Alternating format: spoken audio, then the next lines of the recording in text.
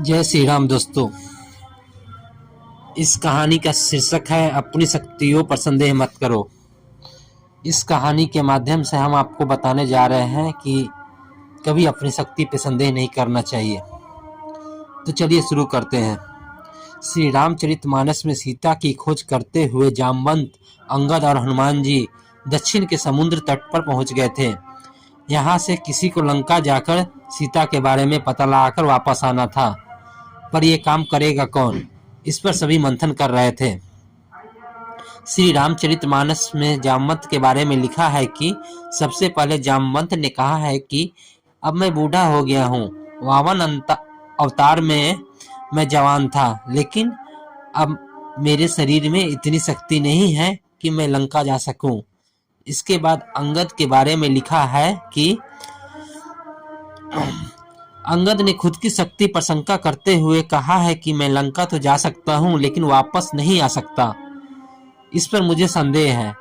अंगद के मना करने के बाद जामवंत ने हनुमान जी को इस काम के लिए प्रेरित किया। जामवंत ने हनुमान जी से कहा कि हे हनुमान, हे बलवान, सुनो, तुम चुप क्यों हो? तुम पवन पुत्र हो, बल में पवन के समान हो, तुम बुद्धि, विवेक और विज्ञान की खान हो।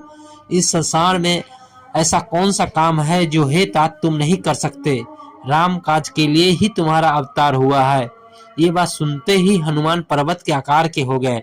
जामवंत ने हनुमान जी को समझाया कि सिर्फ सीता का पता लगाना और लौट के चले आना। हनुमान जी आत्मविश्वास से भरकर बोले कि अभी एक ही छलांग में समुद्र लांघकर लंका उजाड़ देता हूँ और रावण के सहित सारे राक्षसों को मारकर सीता जी को लेके आता हूँ। तब जामवंत ने कहा है कि आप ऐसा कुछ ना करें, आप सिर्फ सीता माता का पता लगाकर लौट आइए, हमारा यही काम है, और आगे प्रभु श्री राम खुद रावण का संहार करेंगे। इसके बाद हनुमान जी समुद्र लांघने के लिए निकल पाए।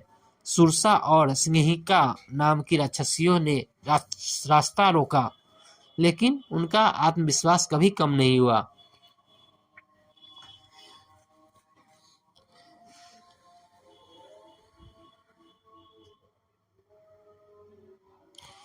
श्री रामचरितमानस के में सीता की खोज करते हुए जामवंत, अंगद और हनुमान जी दक्षिण के समुद्र तट तक पहुंच गए थे।